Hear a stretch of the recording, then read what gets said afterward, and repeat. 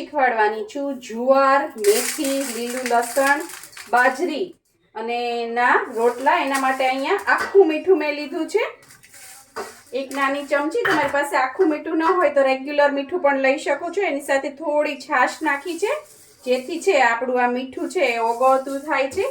આપણે ગામડામાં જઈએ ત્યારે છે રોટલાનો ટેસ્ટ બહુ જ સરસ આવતો હોય છે. આવી નાની નાની વાતોનું ધ્યાન રાખશું તો શહેરોમાં પણ આપણે ગામડા જેવું હેલ્ધી વસ્તુ અને એવા જ ટેસ્ટ સાથે ખાઈ શકશું. આવું આખું મીઠું કરિયાણાવાળાને ત્યાં મળે છે. ગામડામાં તો રેકડી લઈને વેચવા પણ નીકળે છે, ત્યારે તમારે લઈ લેવાનું અને આખા વર્ષ તમે આને ભરી શકો છો, કંઈ ન થાય. આ રીતે આપણે આને મીઠું ઓગળવા રાખી દીધું છે.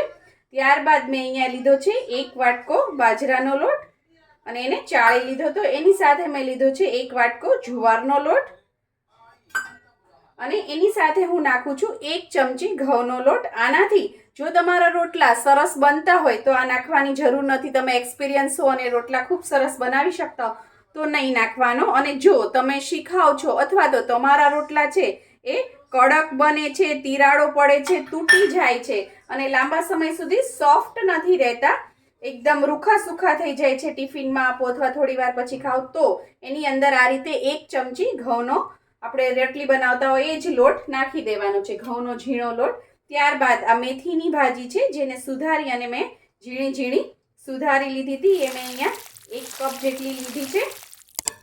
ત્યારબાદ એની સાથે કોથમીર લીધી છે અને ત્યારબાદ આપણે એની અંદર લીલું લસણ નાખીશું. સુધારી એને ધોઈ લીધું હતું, સુધારી લીધું અને થોડું છે એ ખાંડી લીધું છે અધકચરું, જેથી રોટલો ટીપતી વખતે લસણ છે અલગ અલગ નીકળી ના જાય. મેથીની ભાજી ને કોથમીર પણ ઝીણું સુધારવાનું ને આ રીતે છે ને મસળી લેવાનું જ્યારે પણ તમે નાખો ત્યારે. ઘણા લોકો આમાં લીલું મરચું પણ નાખતા હોય છે, પણ આપણે અહીંયા નથી નાખતા. ત્યારબાદ એની અંદર આપણે 2 ચમચી જેટલું તેલનું મોણ નાખીશું. આનાથી પણ રોટલા ખૂબ જ સરસ બને છે, એકદમ કૂણા માખણ જેવા. અને આપણે એની અંદર છાશ નાખતા જશું. 1 વાટકો છાશ મેં અહીંયા લીધી છે અને છાશ મોળી લેવાની. આ રીતે છાશમાં પહેલા આપણે સરસ એને મસળી લઈશું અને પછી જરૂર પડે તો આપણે થોડું એની અંદર પાણી નાખીશું અને આપણે બહુ કઠણ પણ નહીં, એકદમ ઢીલો પણ નહીં, એવું આપણે આનો લોટ બાંધીને રેડી કરીએ. થોડું થોડું પાણી નાખતું જવાનું ને આ રીતે મસળતું જવાનું છે. થોડો આને મસળવાનો, જેટલો તમે મસળો એટલો રોટલો સરસ થાય. રેગ્યુલર રોટલા બનાવો ત્યારે પણ રોટલા મસળો તો જ રોટલા કૂણા માખણ જેવા મોઢામાં નાખો ત્યાં ઓગળી જાય એવા થાય. અને એક સાથે પાણી નહીં નાખવાનું, થોડું થોડું પાણી નાખીને આ રીતે આ હથેળીનો ભાગ હોય ને એનાથી તમારે આમ ભાર દઈને આ રીતે મસળવાનો. જેમાં આપણે ગાંઠિયા પાડીને કેવી રીતે મસળે આવી રીતે ગાંઠિયા પાડતી વખતે ઝારામાં છે આવી રીતે પાટલા ઉપર ગાંઠિયા પાડતા કેમ મસળે એમ ભાર દઈને મસળશો, પછી જોજો તમારા રોટલા કેવા સરસ થાય અને ઉજળા પણ થાય. હો, કલરમાં ફેર પડી જાય, કલર છે એ પણ એકદમ ધોળો આવશે. આ રીતે જો તો આ રીતે સરસ હું મસળી લઉં છું. લોટ સરસ બંધાઈ ગયો છે. હવે આને રેસ્ટ દેવાની જરૂર નથી, હા, તાત્કાલિક જ કરી શકો. હવે આમાંથી આપણે લુઓ લેશું આ રીતે અને આને ગોળ ગોળ આ રીતે કરીશું. આ રીતે કરવાનું જો. અને સાઈડમાં તમને એક નાનો લુઓ દેખાતો હશે. દરેક ગામડામાં ઘરમાં તમે જાઓ ને ત્યાં તમને આ રીતે રોટલા કરતા પહેલા આ રીતે એક લુઓ રાખી દેવામાં આવે છે. એ શેના માટે હોય છે? ગાય કૂતરા માટે હોય છે. આ રીતે ગોળ ગોળ કરી દેવાનું 2 હથેળીની વચ્ચે આ રીતે તમારે કરવાનું છે, એટલે આવું થશે.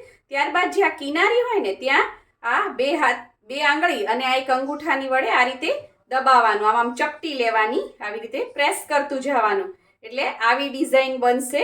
જુઓ તમે, આવી ડિઝાઇન બનશે. અને હવે આને તમારે આ રીતે 2 હાથની હથેળીથી આ રીતે થેપતું આ રીતે ટીપવાનું છે. જો આ રીતે ટીપીને રોટલો બનાવવાનો છે. માની લો કે તમને ટીપીને રોટલો નથી આવડતો તો શું કરવાનું છે? તો તમારે પાટલી લેવાની છે. એક જ વિડીયોમાં 2 શીખવાડી દઈશ. ટીપતા આવડે છે એને તો ખબર જ પડી ગઈ છે. આવી રીતે આગળ છે એ ટીપતું જવાનું. આવી રીતે હથેળીની જ રમત છે, હથેળીને આંગળાની જ. આ રીતે તમને ન આવડતું હોય ને તો પહેલા નાનો કરવાનો અને જો આમ કોર ફાટે ને તો આ રીતે થોડું થોડું આવી રીતે લગાડતું જવાનું. હાથેથી ટીપતા હો ને તો રોટલા ઉપર આ રીતે પાણી લગાડતું જવાનું. જો આ રીતે આગળ પાછળ પાણી લગાડો ને એટલે રોટલો છે એ તળાય નહીં અને સરસ આ રીતે ફરે હાથમાં અને ચોંટે પણ નહીં. પણ માની લો તમને આ રીતે નથી આવડતું, ઘણાને ના આવડતું હોય તો આ રોટલો નહીં બનાવવાનો, એવું નહીં કરવાનું. આવી રીતે ગોળું બનાવી લેવાનું. ત્યારબાદ આવી રીતે પાટલી લેવાની અને એની ઉપર આપણે ઘઉંના લોટનું અટામણ લેવાનું છે અને આ રીતે એના ઉપર મૂકી દેવાનો આ રોટલો, અથવા થોડોક હાથેથી કરી લેવાનો. ત્યારબાદ આ રીતે મૂકી દેવાનો અને હાથેથી જ આ રીતે તમારે છે થેપતું જવાનું. આ રીતે આંગળીઓ હોય ને એનાથી કરી શકો છો, હથેળીથી કે આખી હથેળીનો યુઝ કરીને પણ કરી શકો છો. આવી રીતે એને કરવાનું. જો કેવો સરસ ગોળ ફરે છે.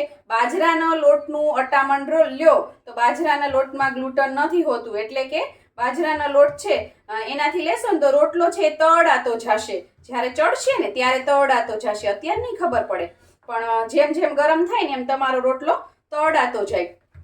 પણ ઘઉંના લોટનું અટામણ જ્યારે પણ રોટલો બનાવો ત્યારે ઘઉંના લોટનું અટામણ લેશો તો છે રોટલામાં ક્યારેય પણ તળા નહીં પડે અને રોટલો છે સરસ થશે. આ રીતે જો તમારે જાડો રાખવો હોય તો જાડો પણ રાખી શકો, જેટલું પાતળું કરવું હોય એટલો પાતળો પણ થશે. આમાં મેથી છે, લીલું લસણ છે, તેમ છતાં હવે આપણો રોટલો સરસ થઈ ગયો છે. જો અહીંયા મેં છે માટીની તાવડી રાખી દીધી છે અહીંયા, અને જો તમારી પાસે માટીની તાવડી ન હોય તો લોઢી ઉપર પણ થાય, અને ન આવડતા હોય તો નોનસ્ટિક ઉપર શીખજો રોટલા. નોનસ્ટિક ઉપર રોટલા સરસ થશે. જે શીખાવ નાની દીકરીઓ છે, બહેનો છે, જેને નથી ફાવતા એને કરી શકે છે. પણ બેસ્ટ છે એ માટીની તાવડી છે. એને પહેલેથી જ મેં તપવા મૂકી દીધી હતી. તપેલી હોય તો સારું પડે.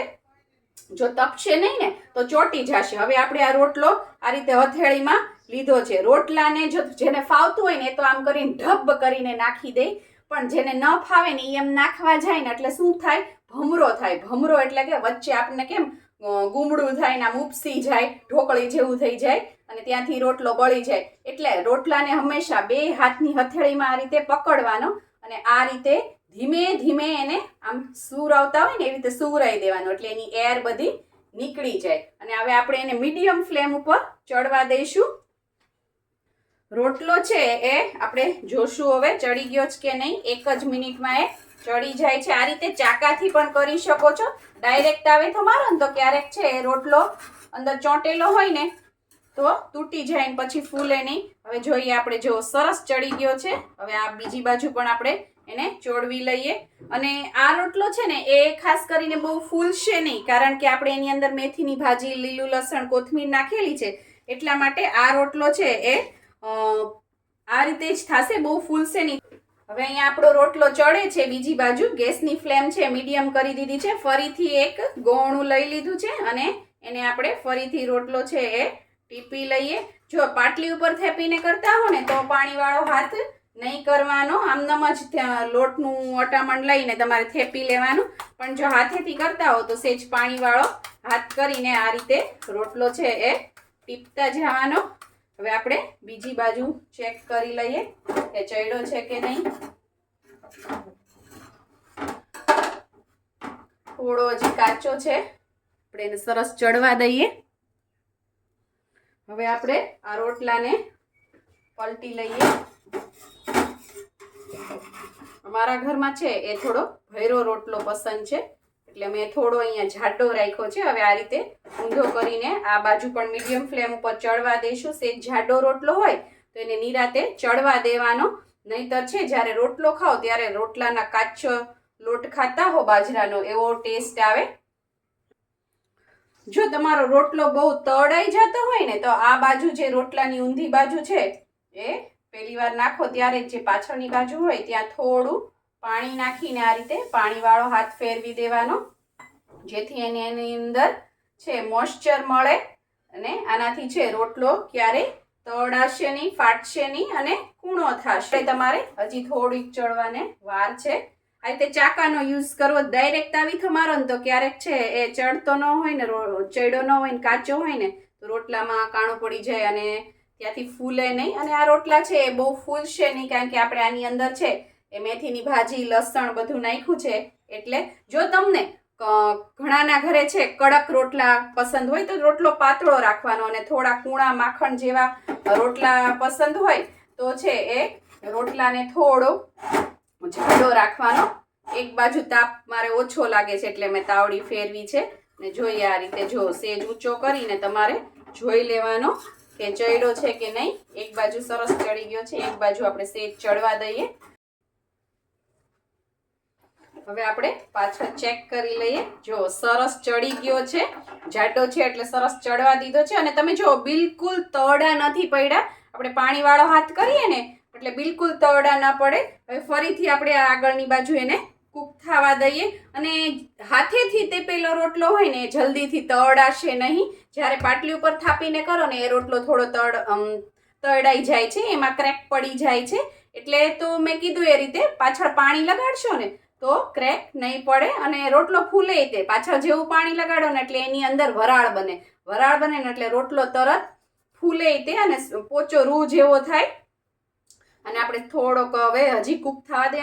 અને બીજી એક વાત એ કે આપણે સાદો રોટલો બનાવીએ ને ત્યારે છે ને રોટલો આપણે એક રોટલો બનાવતા હોઈએ છીએ, એનાથી રોટલા સરસ બને. એક રોટલાનો લોટ મસળી બનાવતા હોય, પણ આ રોટલા એવા છે ને આ મેથી જુવાર બાજરીના કે એક સાથે લોટ બાંધી દેશો ને તો પણ રોટલા બહુ સરસ બનશે. તમારે આપણે ચેક કરી લઈએ. જો રોટલો સરસ ચડી ગયો છે અને કેવી સરસ ભાત પડી છે રોટલા ઉપર.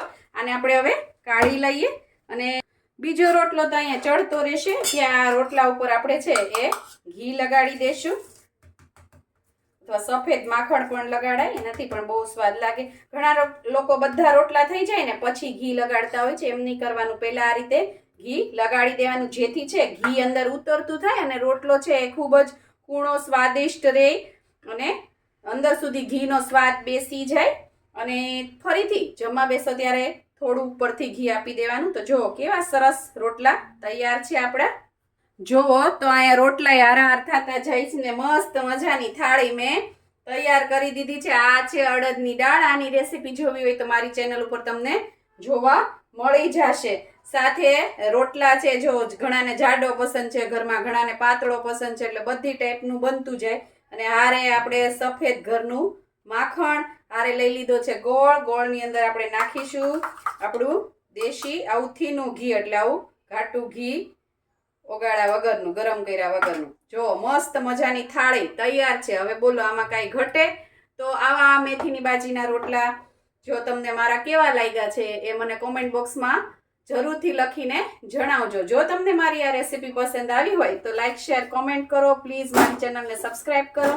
અને હા, બેલ આઇકન દબાવવાનું ના ભૂલશો, જેથી આવી જ સરસ મજાની વાનગીઓ તમારા સુધી પહોંચતી રહે. Thank you. આવજો. હાલો હું તો જમવા બેસી જાઉં છું. આ છેલ્લો રોટલો બને એટલે તમે એ બધા બનાવો અને તમે આવું હેલ્ધી ગરમ ઘરે બનાવીને ખાઓ.